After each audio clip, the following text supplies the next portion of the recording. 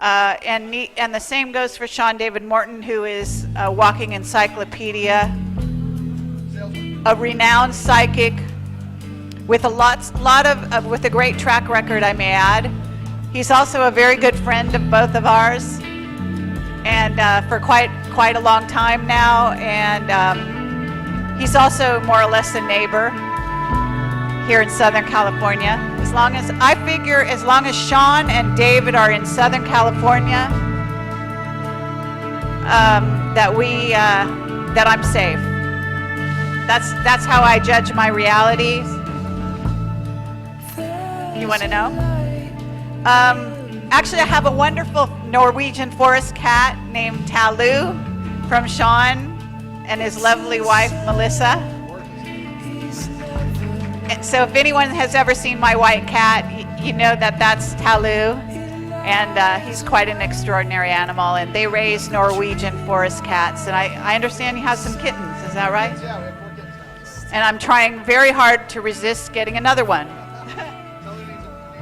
Yeah. What color is it? Oh my God. Okay, could you hold her for me? Anyway, so that's what's going on. Okay. I know that this is a lovely conference you're having, but if you could just continue on, sir, if you don't mind. Thank you very much. Lovely. Really appreciate your contribution to humanity, by the way.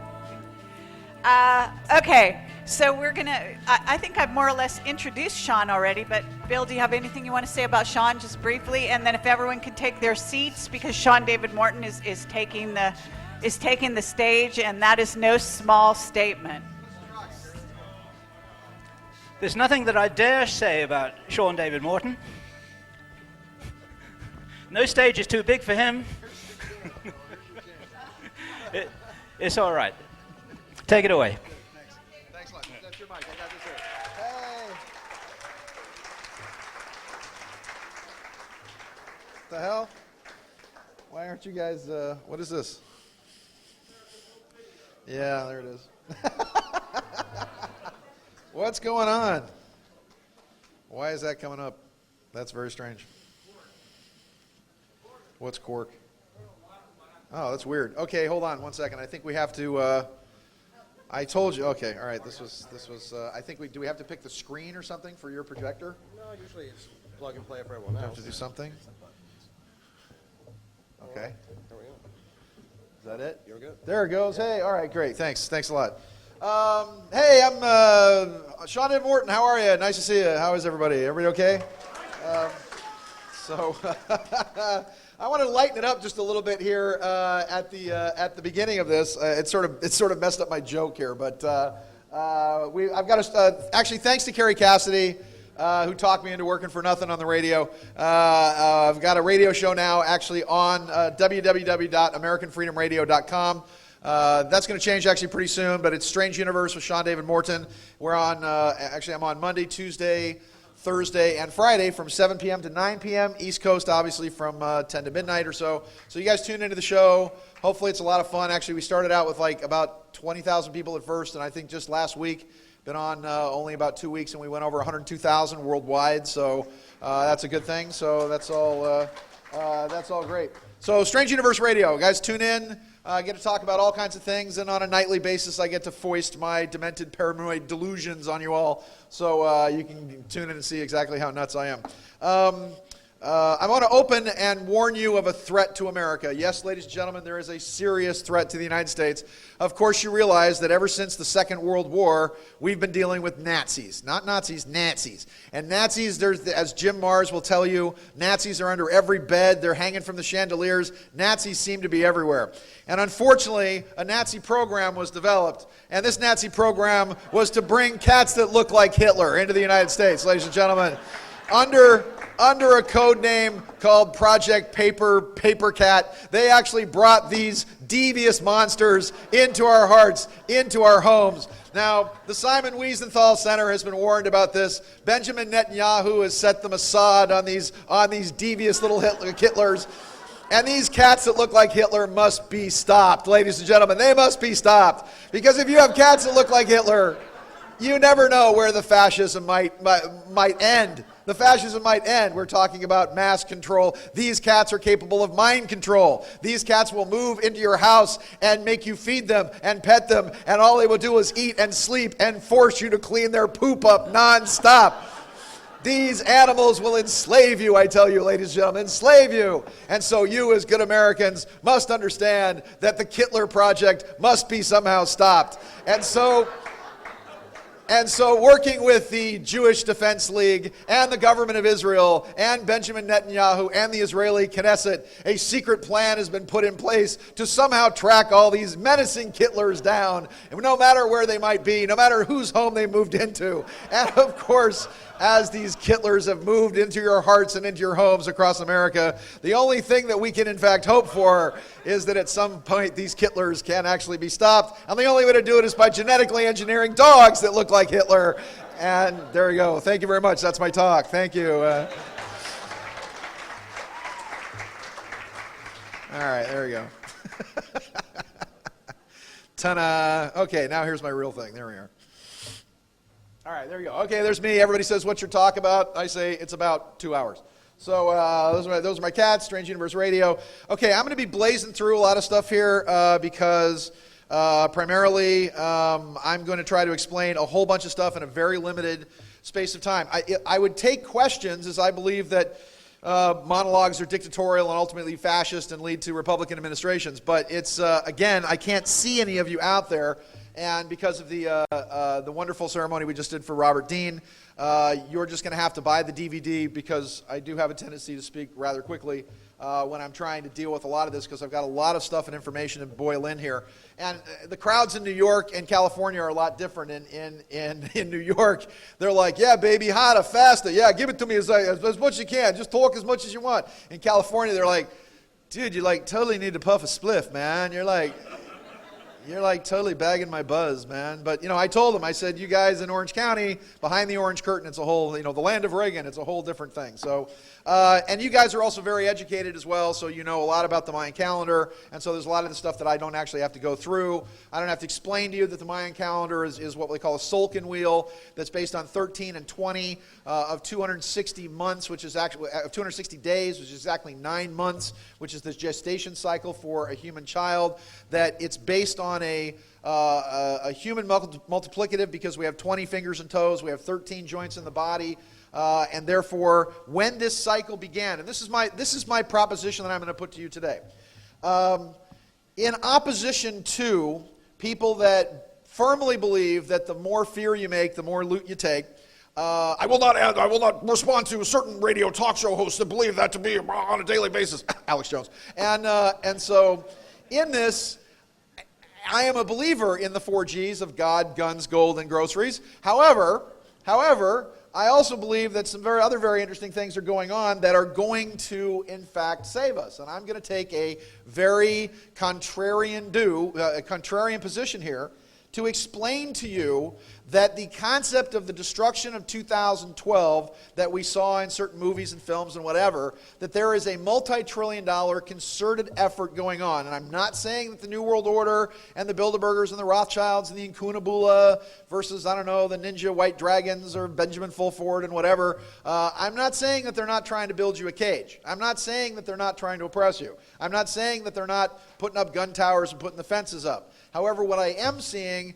is I am seeing many of the dire disasters that I have been talking about for the last 20 years or so are somehow mysteriously being fixed. And these things that we were all looking at the December 21st, 2012 timeline for, now miraculously have sort of dissipated and vanished. And the more I start to talk to people, and I am not a person that believes that prophecy is a fixed entity. I have never been a person that's believed that. I have always believed that any prophetic vision that you have can be changed by the proper action. Hey, you kids, stop playing on the train tracks. There's going to be a train coming along. And if they listen to you, they get off the train tracks. And I've worked with groups of psychics and intuitives in the early 90s, and we were on the news numerous times, local KCAL news here and ABC and whatever, for accurately predicting quakes over and over and over again. And then after the Landers quake of 1992, there was a very specific shift, not only in the consciousness here, but also in the geologic structure of the state itself, that then began to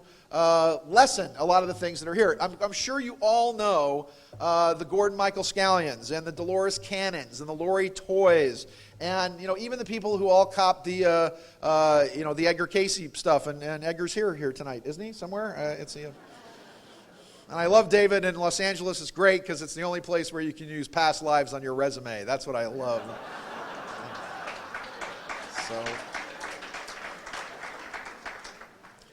So let me lay this out to you just very quickly. And the fifth sun that we are in now began on August 14th of 3114 BC, and the sixth sun, which is the next age of the Mayan calendar, begins technically on the first day, December 22nd, 21st, apples and oranges, horseshoes and hand grenades, of 2012. What occurred, and this is one of the more disturbing Discovery Channel specials that I think I've ever seen, is there was a young man at Princeton University who was one of the people that actually predicted that planetary global shifts actually occur.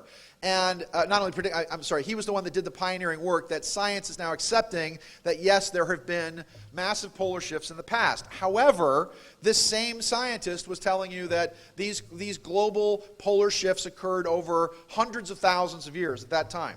Well, a team of these scientists went down to South America, and they went to Peru, and they went to the ice glaciers of Peru, the glaciated area of the Andes Mountains, with a team from Harvard, from Princeton, from all those bougie Ivy League universities that went down to South America. And the further down you dig into the strata there, the more you begin to realize, and this is Princeton, mind you, these are all these experts talking about all this stuff and looking rather worried, I might add, on the Discovery Channel when they tell you that in 3114 BC, there was a massive global catastrophe where the entire planet glaciated. In other words, a massive ice sheet, either a climate change or a comet of some kind, or something maybe struck the outer atmosphere of the planet, but it created a massive ice sheet across the entire world. And it gave us woolly mammoths with tropical vegetation in their mouths that looked as they'd been shoved into a pool of nitrogen gas, or an absolute below zero gas of like 289 below zero or not. It gave us a perfectly preserved specimen that they actually call the Austrian Iceman, which is great because then they thawed that guy out and he became the governor of California.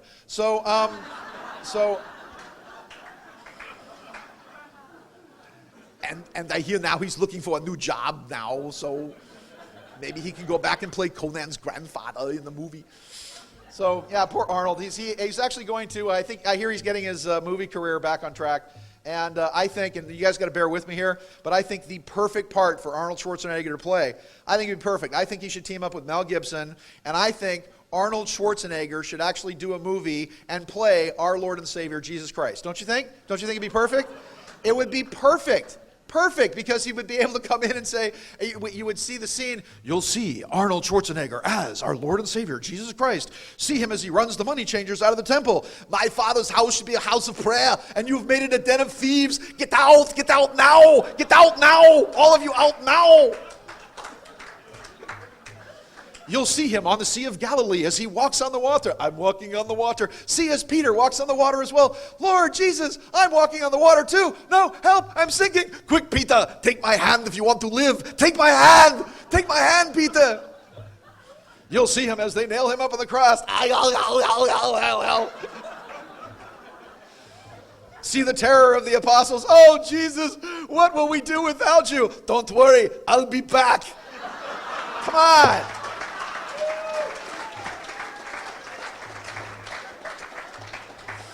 All right. That which is learned with humor is ridiculed later. No, so August 14th of 3114 BC, to jump off Arnold here, the entire planet glaciates, and this is a phenomenon that all the bougie Ivy League scientists are saying, look, this did not happen over tens of thousands of years, thousands of years. This happened in days. or possibly even weeks or so, that this phenomenon was instantaneous and it basically ended the age on August 14th of 3114 BC. This is not only when the Mayan calendar begins this age and this cycle, it is also this cycle of the Kali Yuga, which begins in that date. The Hebrew calendar begins within about 50 years of this date. So all of these various cycles show us that there is some kind of massive global catastrophe that occurred at this period of time. And now we're coming up on the end of this age in which another massive global catastrophe could in fact occur. And the Mayans kind of knew what they were talking about, which is why we've been making such a fuss over their calendar. Now remember, with the Mayan calendar, there were 25,000 some odd books, but when the Spanish got there and actually began to interact with the Mayans, there were 25,000 books that they actually found that the Catholic Church felt were so valuable. They had books on pharmacology, they cured every disease, on astronomy, on the future, on prophecy and predictions, and the Catholic Church and the Spanish missionaries thought they were so valuable, they burned every single one of them. And there were only 4 left, and those 4 that were left by a Franciscan father became what we know known as the Mayan codexes. And they were calendars, so they didn't think that they were any big threat. And those calendars are, one of them is in Paris, the other one's in Madrid. The one we mostly use is in Dresden, which is called the Dresden Codex. And where's the other one? I don't know, Encino, I guess. So there's a 4th one there somewhere. So as we... Yes? I'm sorry? Well, again, the Vatican could have taken them, but there was because the priest who saved them talked about how they had the big bonfire and they destroyed them and whatever else. So Francisco Diego, who was the one that saved them. Great, I've got my own heckler with Richard Hoagland here, and actually, Richard, I would love to have you come up here and do an Arnold Schwarzenegger impression for everybody, but I just don't have the time right now. So but I appreciate it. So anyway. Woe to you, people of the earth, the end of the Jaguar Nights will come together with the beginning of a new era that will rise from the ashes of the previous one. It will be the time of the encounter with the lords of the stars. This is what they're talking about here. So you guys have all seen the movie 2012, and you've all seen the disaster, our good buddy Roland Emmerich, and with Centurion Centropolis Productions. I think after listening to Coast to Coast and all the alternative media, you will notice that Roland, who's a big fan of a lot of the people at this conference, is doing all these kind of spiritually enlightening movies, if you will. The only thing I really learned, and of course you saw the massive tidal waves, you saw the effects we got a chance to actually live in the consciousness and experience through the retina of the mind's eye, through motion pictures, possibly what that would be like. The kind of cool part about this particular shot, I'm not sure if you can see it, but this is the White House right here. Remember when Danny Glover is standing on the lawn, because he's supposed to be, I don't know, Obama or something? And so he's on the lawn here, and this battleship actually comes and wipes out the White House. The Easter egg is this battleship is the USS John F. Kennedy, which I thought that was kind of an interesting, ironic thing that they actually threw in there. So the only thing that I really learned from the movie 2012 is that you can, in fact, survive the apocalypse if you have a limousine and a Winnebago, actually. So if you just have a limousine. So right before the apocalypse, on December 19th, just make sure to book your ride to the airport, and you'll be able to probably survive the apocalypse. So as we move forward here with all of this is all the scenes of destruction and all the things that could happen, which I don't really want to go through because you guys are all pretty smart. This is California falling into the ocean. There's my house, actually. That's where I live, right there. There's Clancy, that's one of my cats, actually falling into the ocean. So, when I went to the future, I took this shot. So I just thought you guys might want to see it. All right. Anyway, getting through all this, the whole point of the evolution of humanity is going to have to do with a veil, if you will, that has been covering the right-hand side of the brain. The two sides of the brain, we have the left-hand side of the brain, which controls the right-hand side of the body, that we call dominant masculine aggressive. This side of the brain has baseball scores and what your football team did this week, and is yelling at Coach Lane Kiffin because the USC Trojans sucked yesterday against the Arizona State Sun Devils. And this side of the brain thinks in terms of four-dimensional space, height, width, breadth, and a linear measurement of time. It judges geometry, and it makes basically judgments, and this is the part of the brain also that makes you miserable no matter where you are by wanting to be somewhere else. So it's kind of like the guy in the toilet on the back of your head. This side of the brain, which controls the left-hand side of the body, is the female passive submissive, we call it subconscious side of the brain, which thinks in terms of symbols, archetypes, dance, color, music, fluidic movement, and thinks in terms of quantum time, which means that there is no linear, it does not see time as a point A, B, C, D, E progression. It sees time as kind of a big ball of, it's sort of a wibbly wobbly timey thing that goes like a ball of yarn where you're in the past and you're in the present, you're in the future, and you're thinking about this and you're doing that. So it's not linear in time or scope. But also, this part of the brain here, the superior anterior section of the brain, is the part of the brain that's actually then excited by psilocybins like LSD and magic mushrooms and I don't know about ecstasy or not, but all the things that when you went over to Terence McKenna's house, he used to serve as basically hors d'oeuvres. And as my mother said, "Oh, you're going to Terence's? Do not eat the desserts at Terence's house. Do not eat the desserts." And every time we would go see Terence, it was like, the guy's hair was on fire and his eyes were, sparking, and he would, be going off on some tangent riff on the patterns of the universe and, whatever else. And I'll talk about Terence a little bit later. So the whole point of this is that for approximately 12,500 years, you could say that for this half of the rotational frequency of the galactic pulse, as we're moving through this, we've literally had a dampening layer, if you will, a veil that's been laid across the part of the brain that helps us not only access information, but because this is the part of the brain where psychic powers and energy actually exist, this part of the brain, which can see the future and travel through the past and the present and whatever else, is what's been oppressed. And actually, because this part of the brain, 2 + 2 = 4. This part of the brain, 2 + 2 = purple, actually, or fish to this side of the brain, because that's just the way it works. The activation and hyperactivation of the right-hand side of the brain is what we have to look forward to after 2012. And there were, on the panel yesterday evening, there were a lot of people that were talking about artificial intelligence and cybernetics and whatever else, and all those things are being done at the University of Southern California. That's one of the, and through a grant from DARPA at USC. DARPA, which is the Defense and Advanced Research Projects Agency, has now spent millions of dollars with the gerontology department and the Department of Bioengineering to begin to develop a chip. And this chip goes into the hippocampus, and it hyperactivates the hippocampus to increase the speed of the transfer of information between the right and left-hand sides of the brain. Now, where did I first hear about this particular chip? Well, lo and behold, I was introduced to a bunch of information called the Wing Makers back in 1997. Now, Carrie and Bill got involved with the Wing Makers. Actually, Carrie, for a period of time, actually owned the rights to the Wing Maker movie, and Carrie and I were talking back and forth about seeing if I could turn this gobbledygook screenplay that these guys had written into something, and the whole project kind of got just tossed up in the air after that. But in the Wing Makers in 1997, there was a scientist by the name of Jameson Neruda who supposedly escaped from a top secret government agency called the Advanced Contact Intelligence Organization, whose actual headquarters was just a little bit north of San Diego. And one of the things that he talked about was that there was a chip that was actually placed in the hippocampus that then hyperactivated your intellect to about 1,000 IQ or so. And he said you developed what they called fluidic intelligence, which is sort of like a dolphinoid way of actually looking at things, where you could actually look at things in a 360-degree manner. It's like when a dolphin looks at you underwater. He can go "Arr!" and sound you and actually see you in his mind, front, back, all around.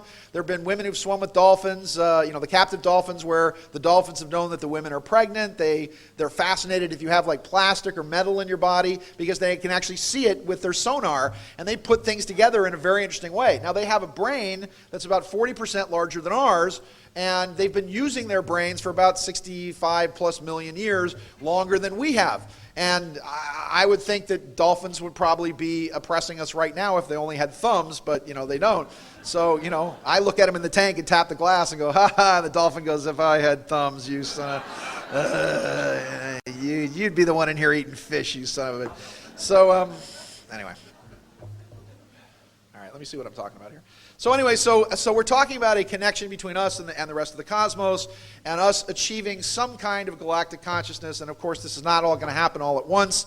What's going to happen is that you're going to have certain aspects of the population are going to evolve more quickly, I would think. And of course, we're all going to go on this fantastic ride through inner space. I don't know if you remember, it was my favorite ride at Disneyland. Anybody remember that? The ride through inner space where they shrank you down by Monsanto, which we now know are the lords of evil.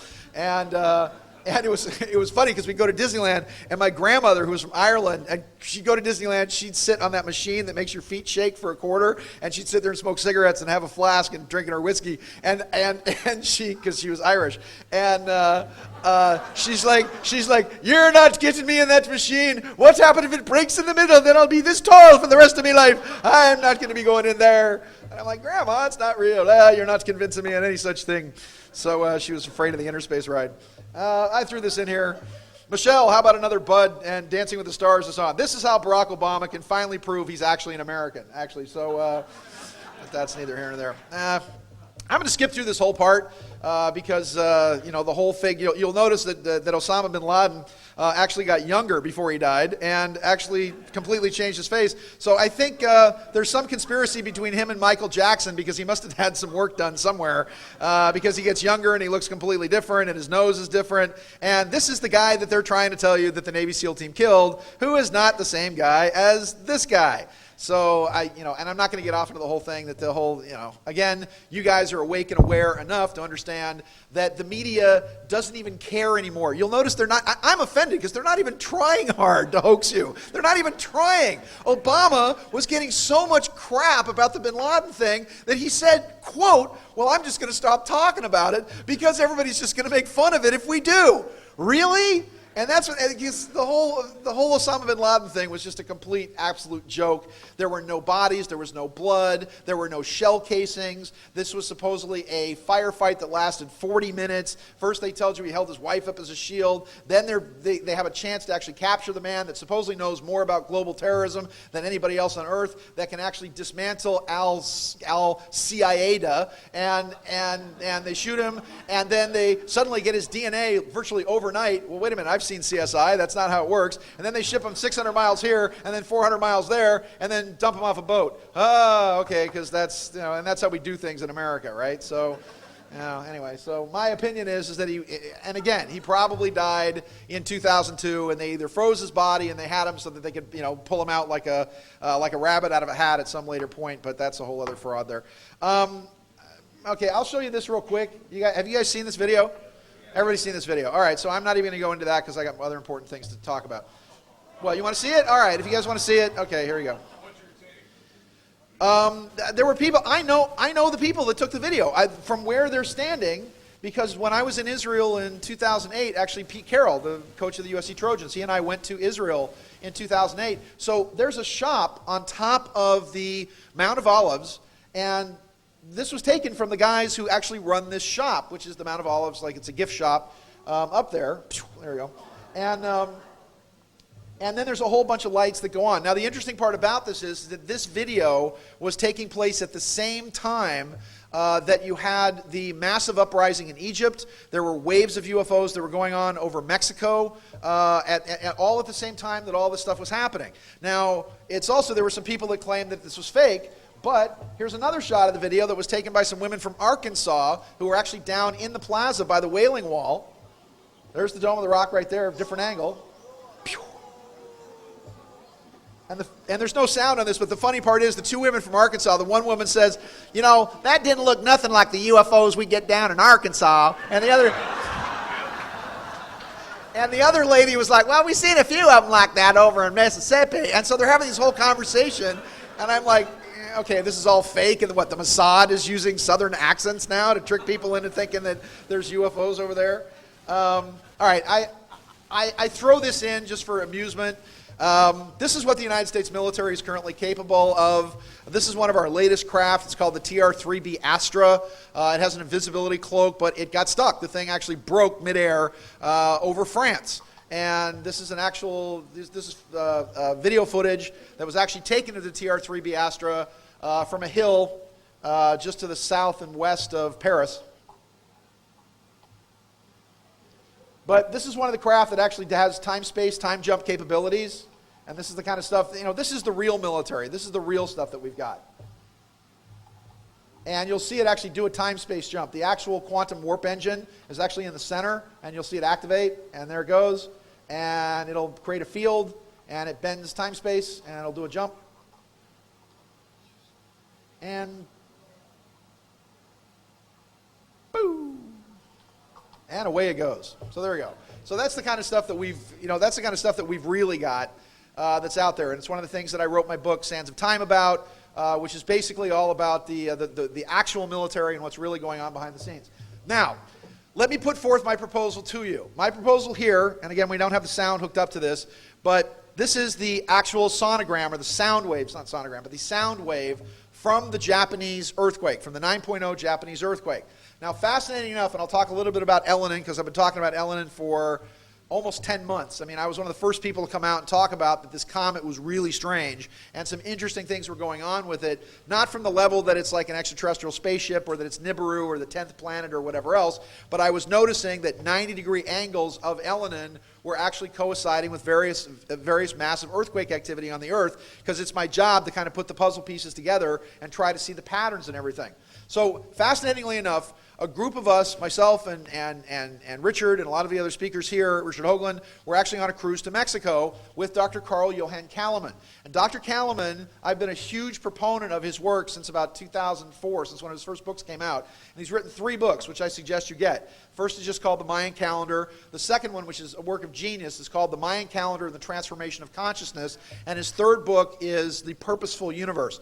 Carl is a fantastic man from Sweden, and I think he's really cracked it. And he, along with a lot of other people, believe that the Mayan calendar actually ends on October 28th of 2011, rather than the more popular accepted end date of December 21st of 2012. And I'll try to explain, if I have enough time, why there's the difference. The difference is that the October 28th date, that is literally just a little bit more than a month away, that date, I believe, between October 28th and about December 3rd or so, the entire month of November, is the conception point, the sperm hitting the egg, the frat boy meeting the sorority girl, whatever you just want to talk. The party starts right there. The blonde who drinks too much in the bar, that sort of thing. So the party starts right there. And the conception point of whatever it is going to happen, suddenly everybody wakes up, I think, within, and this is going to be remarkable, in the next 60 days, so many people, the whole 100th monkey concept is going to occur, where suddenly everybody starts washing their potatoes all at the same time. And so get a potato, start washing your potato, you monkeys.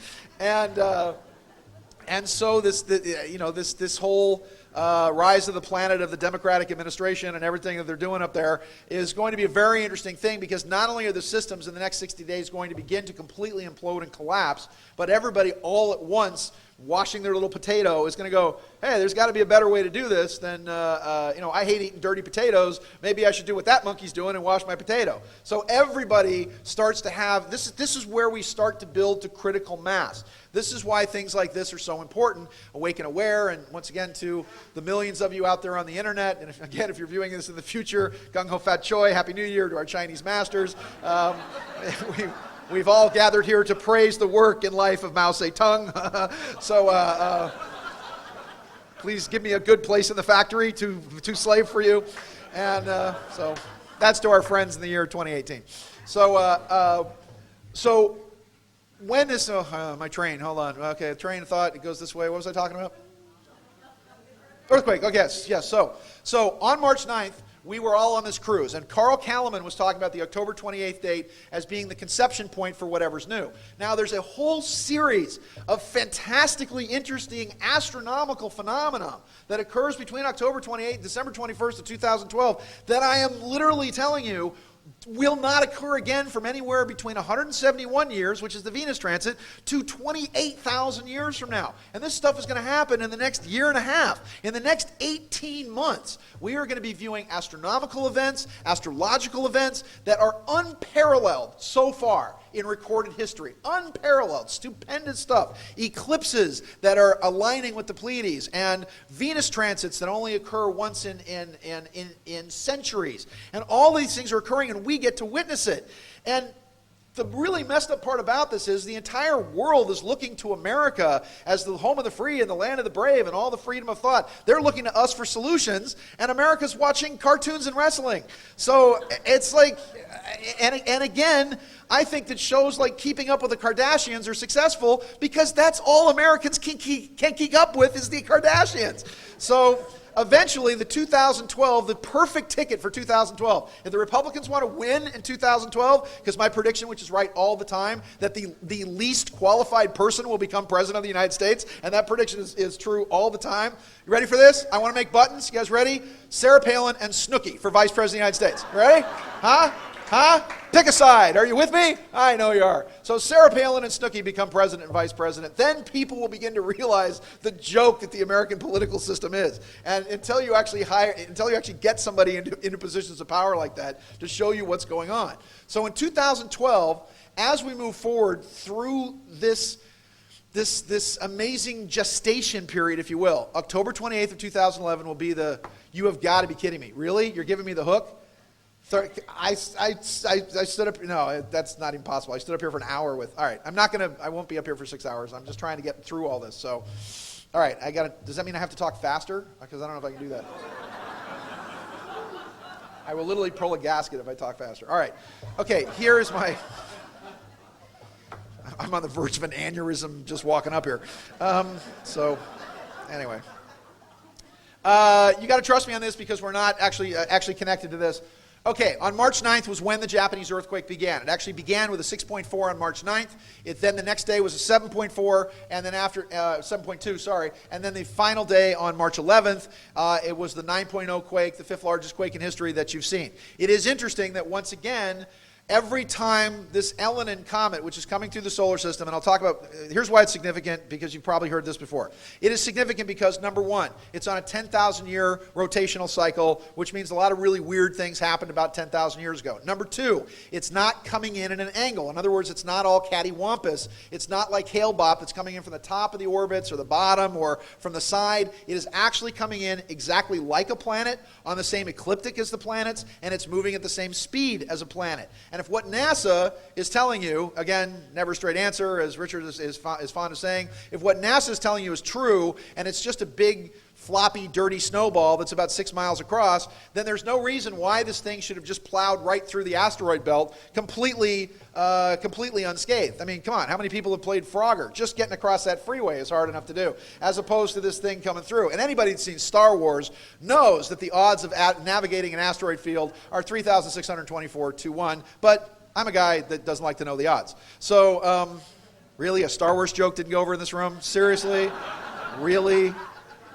God, I'm stunned. There's actually men here with women. It's amazing. So,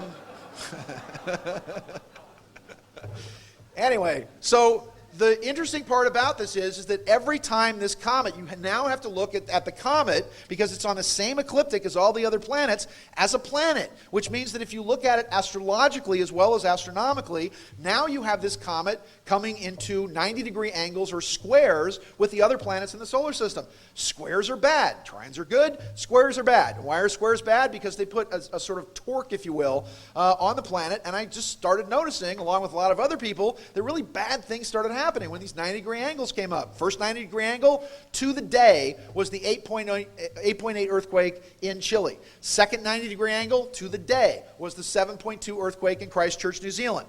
Third angle, the angle happened on March 15th, but again, you've got a window of about 5 days plus or minus of this, and the quake began on March 9th. It then exacerbated on the 10th, and then the really big one hit on the 11th. But again, close enough for horseshoes and hand grenades, it was in that 5-day window. So I started talking about how, look, the next 90-degree angle is going to be at the beginning of the 5th night of the Mayan calendar, because now we're hyperactivating everything. So now up to October 18th, the days and nights of the calendar are 18 days apiece. So we're right now in just about towards the end of, I believe, the 5th night, which is why you're seeing all this political and economic chaos at the moment. Next week, when the new moon happens, because now on the 26th, 27th, and 28th of next week, Elenin will now transit the sun, actually not block the sun, but it will be transiting between us and the sun for those 3 days, and there's a new moon, and we're then launching into the 6th day of the Mayan calendar as it builds up to the October 28th end date. So Elenin takes this 90-degree angle to the Earth on March 15th. So I start telling everybody the next angle it's going to take is at the beginning of the 5th night of the calendar, which is going to be August 18th. And you can look for 5 days, so the window is going to be August 23rd. And I said 2 things were going to happen. You were going to see an earthquake on the east coast of the United States between the 18th and the 23rd, or back it up 5 days or so, which happened. So that prediction kicked in. And I said in that period of time, you're also going to see either Etna or Vesuvius, or things begin to start happening in the Mediterranean. Well, guess what? Etna blew about a month ago as well. So all these predictions have been directly in line relative to understanding the concept of the 90-degree angle of the comet. Now, this is where it gets kind of interesting, and this is where my controversy comes in. I'm going to present the case to you here, if I can do it in 26 minutes, present the case to you here that against the popular conspiracy, New World Order is terrible and bad, and all they're doing is trying to murder us all, beyond the whole thing of they want to tip over the planet and they want to reduce the population to, 7 people, whatever they want to do. I don't think that's happening. And not only do I not think it's happening, but I think trillions of dollars and super technology is being put in place to actually create a series of events to alter the dire predictions and events that they have seen for 2012. And my case being is that the Japanese earthquake was a blessing in disguise from a number of different angles. And the reason it was done where it was done and exacerbated by the HARP project at the same time, because remember, they're doing the mathematics. They have quantum computers. They have computers that are so far beyond us. They have guys that actually shave their heads and they put ports or 6 plugs into the various sections of the brain, and they plug them into what they call Zemi computers. And the Zemi computer literally is like a helmet that actually then plugs in to a human being. And from what I've heard, there's only about 6 actual operators of these computers on the planet that actually deal in quantum computing that have to use the human brain as the interface because it's the only thing fast enough. And if you then take it to the military level, where they have what they call beast computers, the beast computers, which stands for battle engagement, arena simulation, and tracking, for their various exercises, and those then communicate to what they call marks, which is multiple automated readout computer chips, which are then placed either in the buttocks or the neck of all their soldiers. A general can sit underground a mile somewhere, hundreds of miles away from the battle, check out an entire Google Earth holographic war game of the planet, and know exactly where his soldiers are, where his equipment is, where his artillery is, and look at the marks of the beast, if you will, and control the entire situation. Understanding what they understand and doing the math and the physics they are doing, I believe that certain events are taking place, like the Japanese earthquake and like the earthquake on the East Coast, that are specifically designed to stop a large number of worse natural catastrophes from occurring. So the reason I point out I'm not even going to give you the sound of this because you guys know it. That's the HARP project. You guys know all about that. Now, this is once again the physical evidence that we're talking about of HARP being used. The only place that you can get evidence of HARP is actually out of the University of Alaska. And the University of Alaska actually posts what they call the magnetometer readings of HARP. Now, this is off George Orr's website, who runs a fantastic website called Urban Survival. And one of the things that you can see is the line here beginning with the earthquake, the 6.1 of Honshu here, is then exacerbated by the HARP pulse, which is in black here, right on top of the lines here, to actually make the earthquake worse, to actually drive it up to the 9.0 earthquake that you eventually wound up seeing. And this is, of course, this was the coastline before the earthquake, and now not only did that section of the island move 20 feet closer to the United States, but you can see the tidal wave that wiped out a huge section of it. And of course, this is a computer-generated model that then shows you the direct effects of where the earthquake was going through. Now, again, you can actually see where this wave actually hit the northern parts of California and the Pacific Northwest. Now, then I'm not going to go through all the facts of this, and then there was all kinds of UFO activity. Over Japan at the same time it was happening, and over the nuclear reactors. But again, unfortunately, I don't have time to show you UFO videos of stuff. So let me see what I can do here. This is a UFO. I can't show you. I'm sorry. I got other things I got to do here. But this shows you the seismic monitoring of the Earth. And the biggest thing that I want you to look at is that right here you have what's called the Pacific Plate. This is the whole center part of the Pacific plate. The thing that I'm most concerned about is that the top part of this plate here, all the pressure for a major quake was actually building in the south here, and also pressure along the Cascadia fault line, which was building here. The Cascadia fault line, which I'll show you some images of. This is more HARP stuff, which you already know about. So, where'd they go? Okay, I'm hoping my graphics actually came in here. What? Ah, crap. Okay, well, you're just going to have to trust me on this one then. I'm sorry. I had one graphic here, but this is what I'm going to show you. This is what my theory on this is. My theory is that specifically here, there are three tetrahedronic angles, if you will, to the Earth. And I'm just going to find it, and I'm just going to go through here because I don't have time to do a lot of this stuff. So I'm going to show it to you and just pray to God that I actually had this in here, because I might not have. And again, I'm running out of time now because of all the other folderol we were doing, which was all great, but... Okay, well look, let me just explain it to you this way. This is actually an easier way to do it. Here's a global aspect of this, and I want you to think for a second that all of you are worth $1 trillion, that all of you are part of the scum power elite that basically runs the world, that basically all of this real estate belongs to you, okay? And that all of the people that are down there working are in essence your slaves, all picking cotton on your plantation. So my question to all these people that are talking about these supposedly super rich people that have these mass depopulation programs in place. Number one, they're not working very well because we just seem to be breeding like bunnies and and mayflies all over the place. The only place that I have actually seen the global depopulation agenda actually function and do what apparently everybody claims they think it's doing has been Africa, with the introduction of the AIDS virus through basically a polio vaccine there. And the Strecker Memorandum talked about, this is by Bob and Theodore Strecker. Theodore was killed. Bob Strecker was a good friend of the family because my mother was Maureen Kennedy Salomon, who ran the National Health Federation for 37 years, was all over the TV and all that. And the Strecker Memorandum basically said that the AIDS virus was developed at Fort Detrick as a biological weapon. It was then laced into a polio vaccine and then was then laid into Africa. But the question becomes, why do you want to kill 200 million people in Africa? What's the point of killing people in Africa? And I'll talk about that in just a second.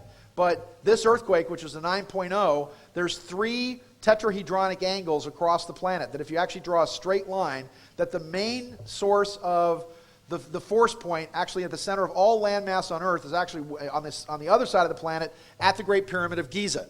If you draw a line from this, and again I'll find the map in here that actually has it, but if you draw a line from the Great Pyramid of Giza, dead center, and that pyramid, which is the largest, it's actually still the largest man-made structure on the planet. It's 30 times the mass of the Empire State Building, although there have been debates as to whether or not there's another pyramid in China that could possibly be bigger. I'm sorry? Okay, another pyramid in China, but nobody has done the measurements quite yet to figure out if it's hollow or whatever else. So for now, until there's the heavyweight bout between the two of them, let's just assume that the Great Pyramid, but I appreciate the comments. So the Great Pyramid sits on top of a gigantic granite plate, this huge granite plate that extends for about 1,000 miles in either direction and goes down several miles into the Earth's crust, which means that if you could take a sonic device and put it into the King's Chamber using the Great Pyramid, you could literally ring the Earth like a bell. Now the three stress points, if you go from that point and draw a line, and you divide up the circle of 360 degrees, and you draw the first line to 120, and you go due east, you actually come out exactly at 120 degrees. From that, you come out directly on top of the Deepwater Horizon oil rig that ruptured in the Gulf of Mexico. Okay? Interestingly enough, that rig, all kinds of crazy things happen with that. They had permits and licenses to drill down 17,000 feet where they were all fat and happy, getting the oil that they wanted. And yet, for whatever reason, they drilled into this asphalt volcano and went down closer to 48,000 feet or so, possibly hoping that they were going to hit what they call abiotic oil at the same time. But again, this thing just bled for month after month after month after month. And I contend that by bleeding that carbuncle, if you will, that bubble on the basketball, that what they were doing is that not only was there an agenda in place to buy up a lot of land around New Orleans, but you're actually, by releasing that much liquid from the Earth's crust, you're actually affecting the planetary rotation of the Earth. And if you take once again, the point of Giza, and you now go exactly 120 degrees. One was due east, and you did the other one due west. You come out at the bottom here. You actually come out here, right at the bottom of the fault line that ruptured in Japan. Now, here's my theory. My theory is you're looking at triggering an earthquake, if they triggered the earthquake. I mean, once again, this is all hypothesis. I'm clinically insane, so let me just, tell you right now that I'm just nuts and completely out of my mind. And if I'm them, and I'm thinking in terms of stopping a planetary shift or massive natural catastrophes, and I got to pick, all right, what do I want to lose?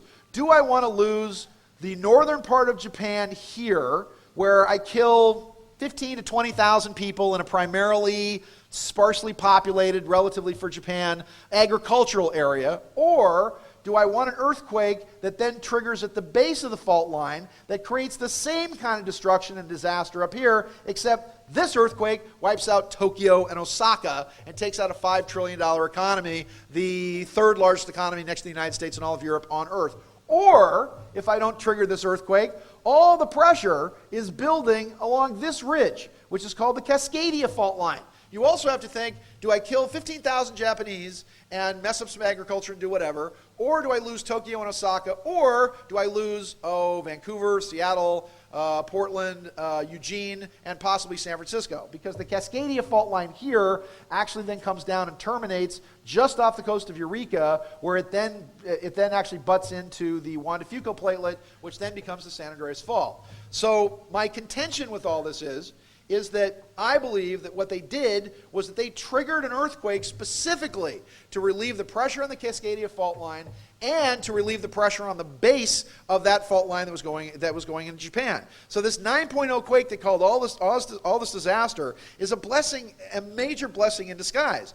The next challenge that we have that they've been looking at, and FEMA has been doing all kinds of operations around it, has been the New Madrid Fault. And the New Madrid Fault blew in the center part of the country on December 16th of 1811, and then it blew again in February of 1812. So as the 100-year anniversary of the New Madrid Fault blowing, FEMA has been doing a gigantic exercise, an earthquake preparedness exercise, all across the central part of the United States. They're now marrying that to Operation Mountain Garden, which is where all the politicians are this weekend, because Operation Mountain Garden, which, again, they've got to have a sense of humor, naming an operation OMG, as in, oh my God.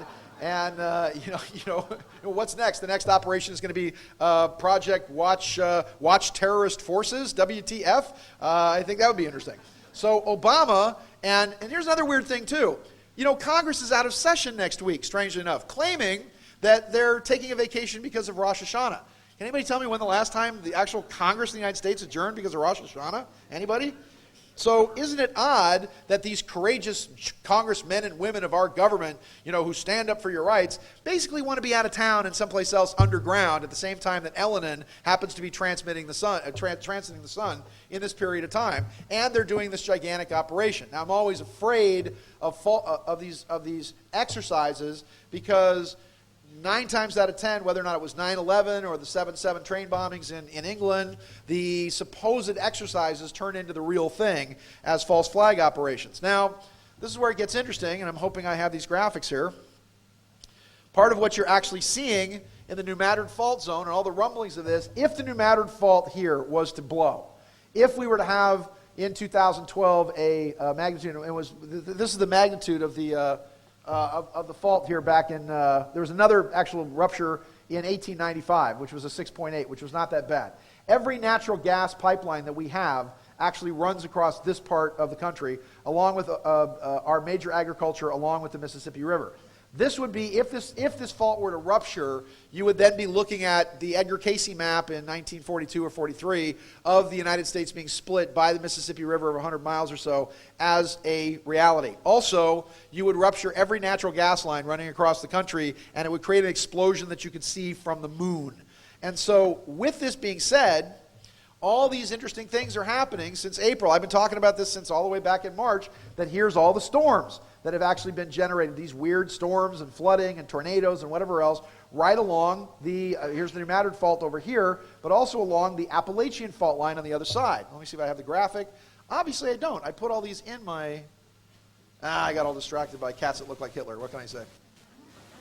All right, look, without actually you guys, because again, I'm running out of time, otherwise I would look for it. Now, here's a problem. Where do you think we would have to have earthquakes to fix the New Madrid Fault? Anybody? The New Madrid Fault line, the center part of the United States, has what's called the North American Platelet. There are only two fault lines, there are only two land masses, and again, the challenge with this big, again, red granite, this granite plate, and this gigantic aquifer, actually, that runs, this is how they feed all the cattle in this entire area here, is this is all glacial water up and through here. The New Madrid Fault butts into the Appalachian Mountains here. I feel like Dallas Raines, like the weatherman of doom here. It's like, I should be wearing a better suit.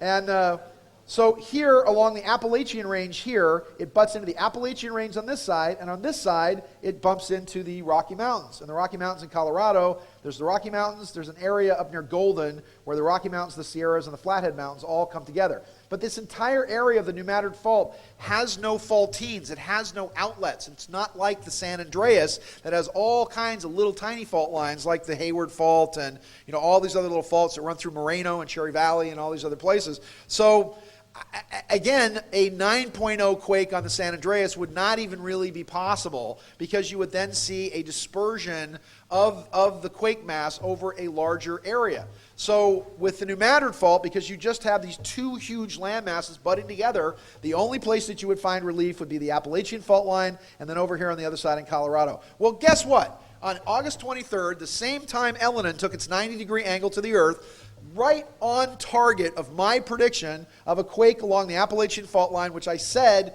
was going to be between that period of time up to August 23rd. I was in New York City, actually walking into the Apple store on Fifth Avenue when they kicked us all out because the earthquake hit on August 23rd when that happened. And you've never seen anything funnier than New Yorkers during an earthquake. It's really funny because they all come out, they're all like, oh my God, what's happening? And in California, we're like, cowabunga, dude. Yeah, we're surfing another wave. And the first thing you would think is they drive them all out of their offices. So you would think, oh, it's a beautiful day, and I'm outside, and I'm near Central Park. No, every single one of them had their face in their BlackBerry like this. Every single one was like this. And I said, you know what I yelled from the steps? I said, hey, it's a nice day. And everybody goes, and they goes back to their BlackBerries again.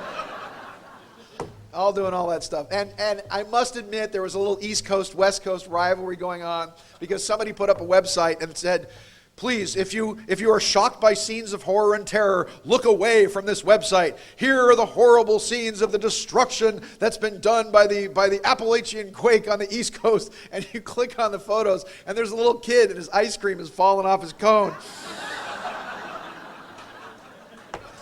And there's another, like a big fat guy who's fallen out of his lawn chair, going, oh, help me, I've fallen and I can't get up. So, again, my theory beginning with, and I'm not just standing up on the roofs with my hair on fire on this. Since the Northridge earthquake, everybody remember the Northridge quake? How many people were here during the Northridge quake? Since the Northridge earthquake, which I predicted with unerring accuracy, telling you that it was going to be epicentered in Northridge, telling you that the quake was going to start. I actually missed it by a week, but I told you that it was going to be January 7th of 94 when this happened. And I can't even tell you, on January 7th, and there was a quake in the Santa Monica Bay, but when that date came and went, oh my God, my phone was ringing off the hook with people who were going to kill me, and people saying, you're a fake, and you're a fraud, and you're a big liar, and who do you think you are, blah, blah, blah, blah, blah. And I was typing this letter into my news, this nasty letter into my newsletter at the time, saying, who do you think you are? You know what you need. You need an angel of the Lord God to come down and point his finger at you and say, and just as that I was typing that in, it was when the earthquake hit. Just as I was typing that in, it was when the earthquake hit, and I'm hiding under my desk, and I'm going, yay, it happened. Oh, shit, it's happening. Oh, no. Where's my gun? Where's my box of Cheerios? I better get out of here.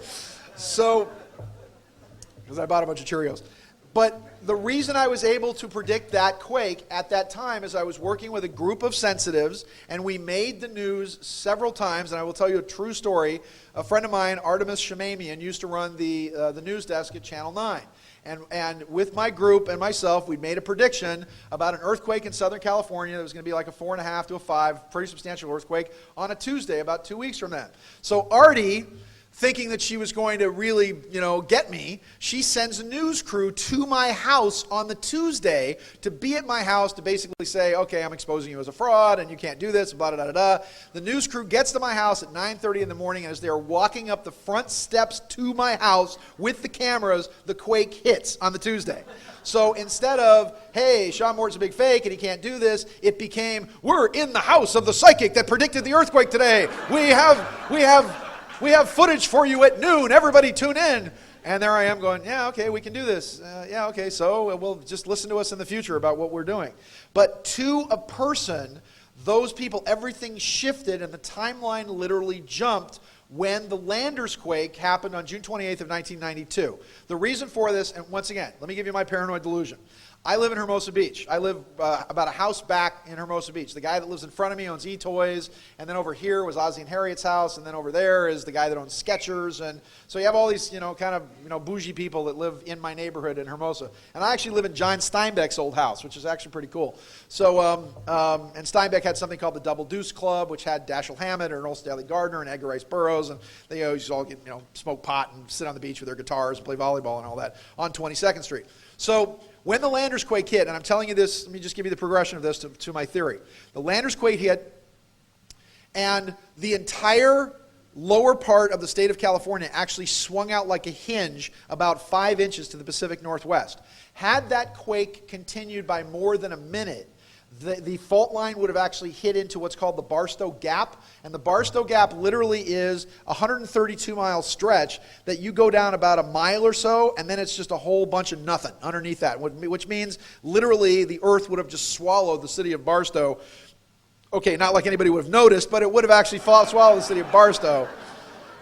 Home of the world's largest rectal thermometer, I think it is out there. And it's like, and the Bun Boy, if you ever go, it's on the way to Vegas, the Bun Boy and the big, rectal. Because if you ever wanted to give the earth an enema, that's pretty much where you put the tube, is out there in Barstow. So the only reason I'm telling this story is because I am standing in front of my house with my neighbors. And I could say, since you live in earthquake country, will you guys please put some clothes on before you go to bed? I beg you.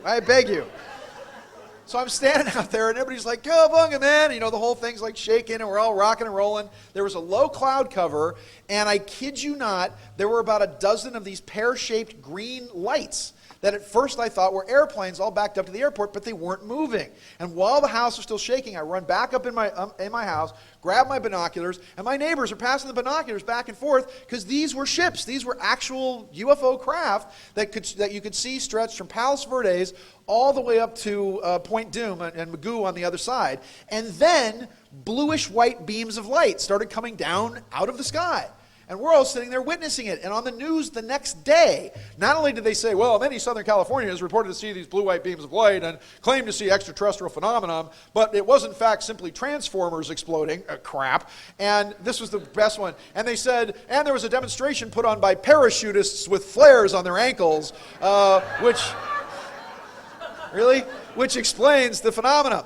From that point on, listen to me. From that point on, when I started contacting my group, and this is 92, this is when everybody was flipping out. This is when Gordon Michael Scallion was the Mac Daddy of earthquake predictors. The guy was like 10 for 10 at that time. You had the Lori Toy map that was out there. You had Scallion's map. Everybody was freaking out. You had the Church Universal and Triumphant, Elizabeth Clare Prophet sell all their stuff in Malibu and move to Montana. You had Shirley MacLaine move out to New Mexico. And I was the only one that was telling people at that time, which is why I started my newsletter, that the timeline has changed. Something has happened. We've been saved. There's been some kind of intervention in whatever's going on. Because I am telling you, they're not going to lose Southern California. Number one, it is the voice or the throat chakra of the earth. What we communicate here is heard and seen by everyone all around the world. Number two, we have more, it's actually the military-industrial complex, and it's the military-industrial entertainment complex, which means it fuels and feeds the propaganda that they need to keep everybody asleep and hypnotized. And number three, no way the extraterrestrials are going to lose this place because we have the best goddamn looking women in the world, ladies and gentlemen. I just have to say. So, everything shifted in 92. Then not only did it shift, but when we started picking up the Northridge quake, and I started writing about it, saying, look, this quake is going to happen, every time we would work the maps, we got this freaky We done? Okay, all right. Let me like 5 minutes here. Every time we started looking at the maps, we got this this glaring sonic tone that you've never seen a room of people who are sort of meditating, and I'm like, okay, let's meditate on the map and let's take a look at this, and every single person goes, ah! I mean, it was like a Star Trek episode where something was trying to eat our brains. And every time we would do the maps and we do the pendulums, we would do whatever else, we kept getting the words artificial, artificial, artificial. So I put in my newsletter, there's going to be a quake in Southern California that's going to be somehow triggered artificially. This was in August of 93. In October of 93, front page of the LA Times, the United States Navy teams up with the United States Geological Survey, and they announced something called Project Shockwave. And Shockwave was a military project to bury along a huge triangle a series of bombs, explosives, that were then going to trigger every 2 minutes to create 3.0 earthquakes so that they could then come up with a holographic map, if you will, of the entire fault line system of Southern California. Now, again, the Navy, not an altruistic charitable organization. Whenever the Navy teams up with somebody, you can pretty much bet that it has something to do with killing people. Then Oleg Kalugin, a colonel from the KGB, comes out and says, yes, they're going to trigger an earthquake in California, because where we were sensing the pressure for the quake actually triggering was under Palmdale. And of course, Palmdale is Edwards Air Force Base, and it's also the giant underground anthill facility built by Northrop up there, and there was no way they were going to lose that. And so what they did is they used sonics using extra low frequency wave towers on Moffett Field, Beatty, Nevada, and in Edwards Air Force Base. And how I pinpointed where the quake was going to be is I said, if I was them and I wanted to trigger a quake, what would I do? And then I triangulated to the 3 points, and I said there's going to be an earthquake in Flagstaff, Arizona, about a 5.5. 2 weeks later, the Flagstaff quake hit. I said there's going to be a quake in Valencia. That one didn't happen. And then the quake's going to be sometime in January, last couple of weeks of January, there's going to be a major quake in Northridge, because it was the pinpoint of where the sonics were all coming together. And I published this in October of 93 to then predict the quakes in 94.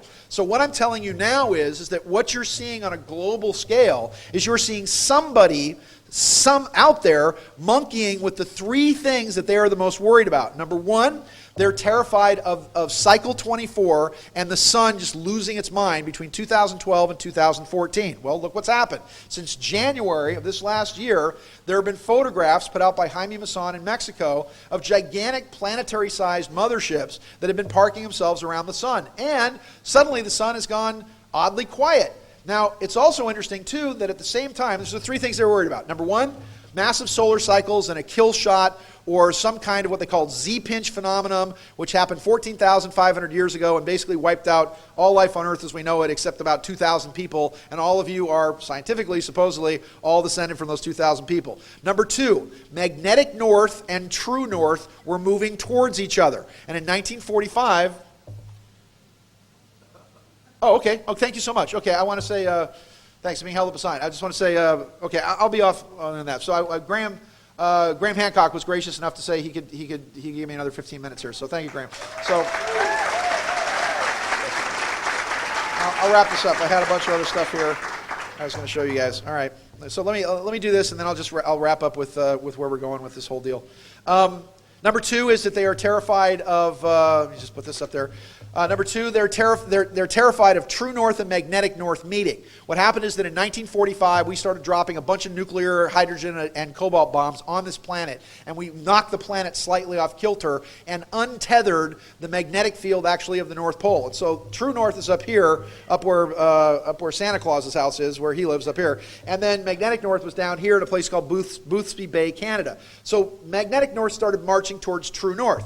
Well, the RAND Corporation did a big study on this in Santa Monica, California, and built a mock-up of the Earth. And they said, you know, in 60% of our studies, the electromagnetic field of the Earth actually shifts, which is going to cause gigantic, it would basically fry everything connected to a ground wire on Earth, which means suddenly we're back in the Stone Age with Fred Flintstone and Barney Rubble as our neighbors, literally, virtually overnight. Or, if true north and magnetic north met in another 40% of their tests, the entire planet did a Charles Hapgood crustal shift, which then, just sort of spun over. And if you think Charles Hapgood is full of crap, the foreword of Charles Hapgood's book was written by Albert Einstein, and he knew a couple of things about what was going on with the physics of the planet. And the third thing being massive earth changes, huge earthquakes, the rupture in the New Madrid Fault, the San Andreas, the Yellowstone caldera, and possibly Mount Rainier because it faces Seattle. So those are the things that they're trying to fix. And lo and behold, what starts happening?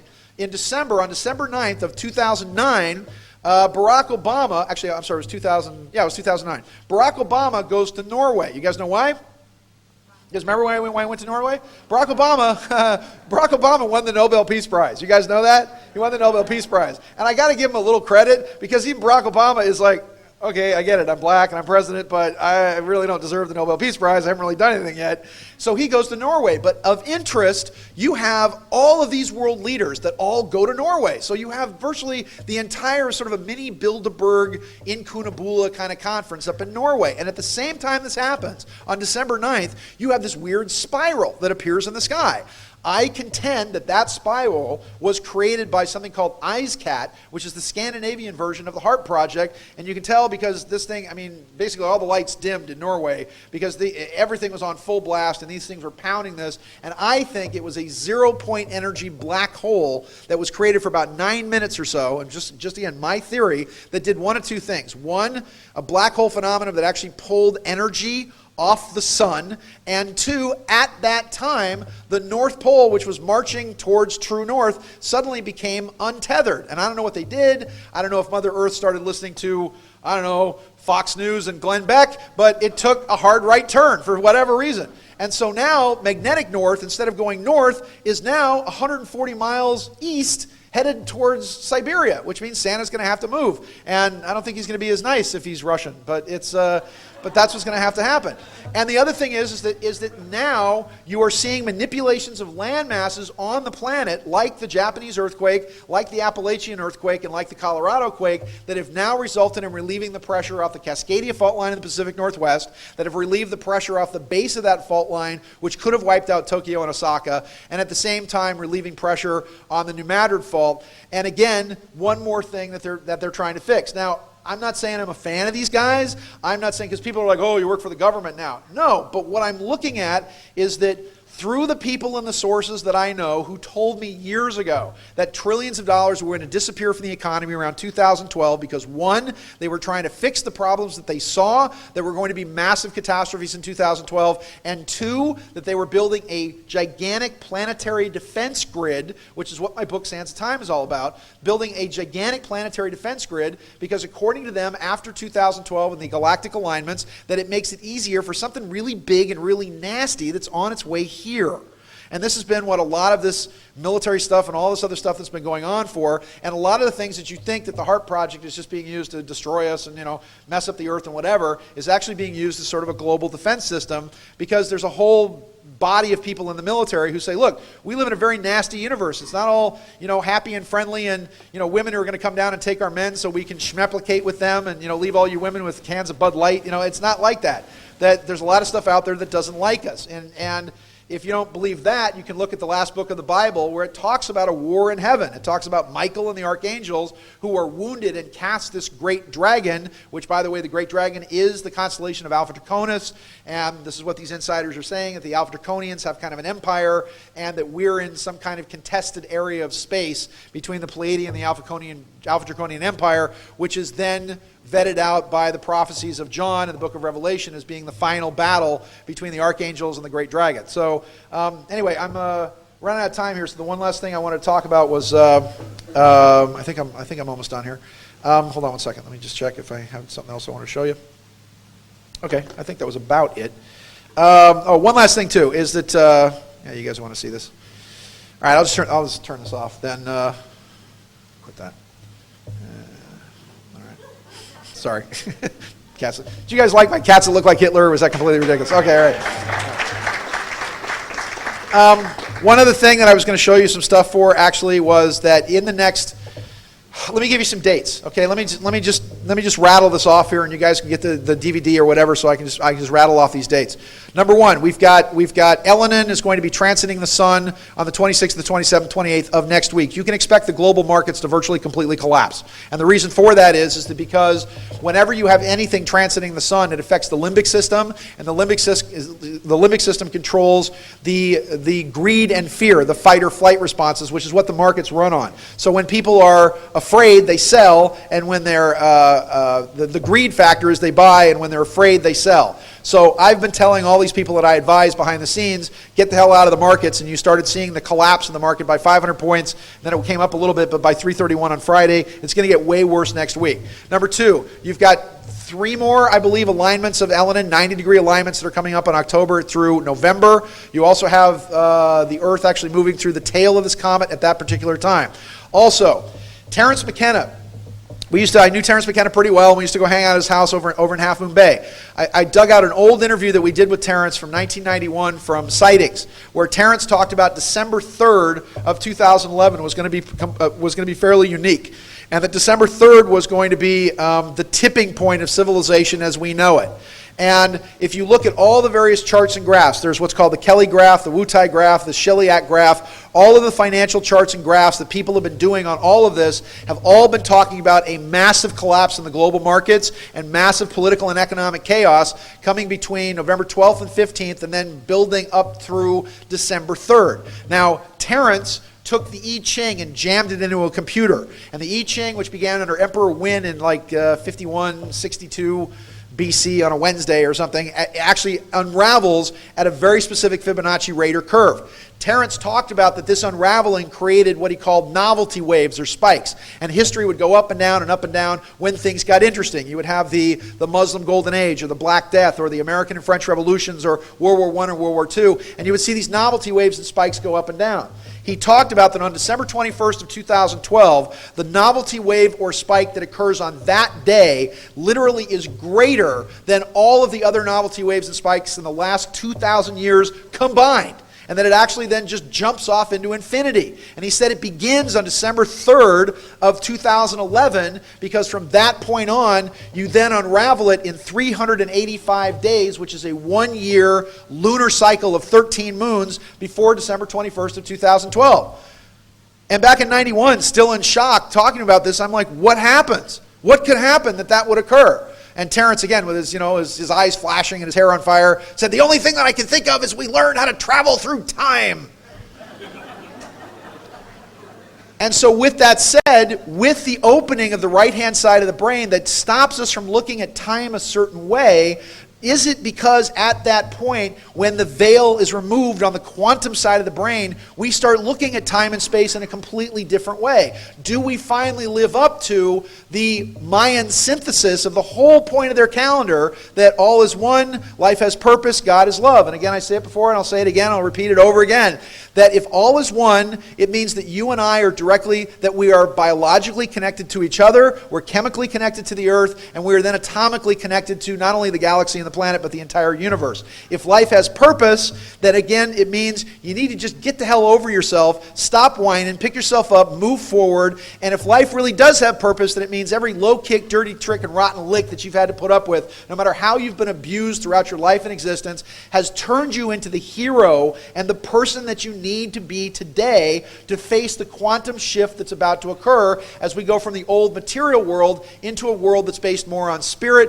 and happiness and love and joy and friendship. And if God is love, hold on, Graham Hancock's waiting in the wings. If God is love, then that means, and again, I joked about it the other day, that God is love is blind, therefore Stevie Wonder is God. So, didn't hear that before. But if God is love, then that means the primum mobile, or the first thought that brought the universe not only into existence, but that the holographic wave from eternity past that moves all the way to eternity present and eternity future means that the universe is actually functioning and operating for the greatest and highest good of everyone and everything within that universe, no matter how you plug it in. And it's that core synthesis that leads us to this next generation of what's about to come, where there's no more pain, no more tears, no more death, all the old things will pass away, and we all come together in one glorious array, and we all live happily ever after the end. Thanks for listening to me.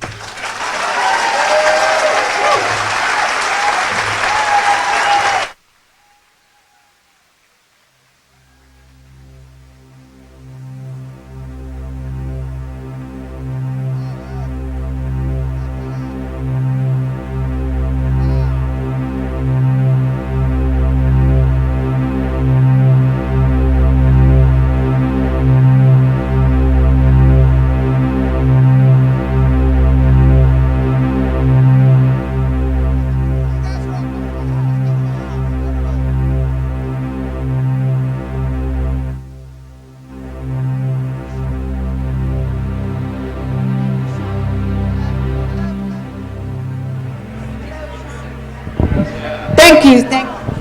Thank you. Thank you very much, Sean David Morton. Excellent. I know you tried really hard to fit in that space, and I really appreciate it. You did a great job. Okay, you guys, we're going to be back in 15 minutes with Graham Hancock, and he is going to do the crescendo, the end of our conference, Awaken Aware 2011. Do not miss this. Graham Hancock is the absolute creme de la creme, and I think you're going to be very excited to listen to him. I have heard him speak before. I have interviewed him, and it's just a wonderful experience. Thank you very much, everyone.